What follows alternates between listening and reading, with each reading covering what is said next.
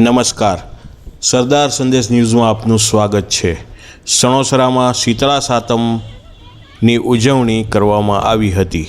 શ્રાવણ મહિનામાં આવતી શીતળા સાતમનું પર્વ સણોસરામાં ભક્તિભાવપૂર્વક ઉજવાયું હતું। સણોસરાના વિવિધ મંદિરોમાં માતા શીતળાના દર્શન કરવા માટે ભક્તોની ભીડ ઉમટી પડી હતી। ખાસ કરીને સણોસરાના નીલકંઠ મહાદેવ મંદિર પાસે આવેલ શ્રી શીતળા માતાજીના મંદિરે ભક્તો ઉમટ્યા હતા। ભક્તોની લાંબી કતારો જોવા મળી હતી। પરંપરા મુજબ શ્રાવણ માસમાં 2 શીતળા સાતમ આવે છે। આ વર્ષે સુદ સાતમ 11 ઓગસ્ટ રવિવારના રોજ ઉજવાઈ હતી।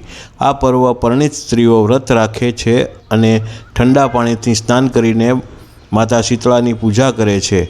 આ દિવસે ચૂલો, સગડી વગેરે સળગાવવામાં આવતા નથી અને ઠંડા ખાદ્ય પદાર્થોનો સેવન કરવામાં આવે છે।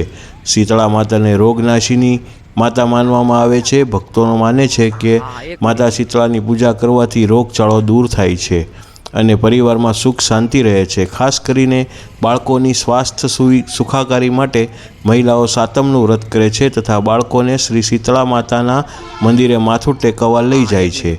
ઘણી જગ્યાએ ભક્તોએ માતાજીની આરતી અને પ્રસાદ પણ વિતરણ કર્યું હતું। રિપોર્ટર જયદીપ ભટ્ટ, સણોસરા। આજે શું પર્વ છે? આજે શીતળા સાતમ છે। માતાજીના દર્શન કરવા આવ્યા છીએ।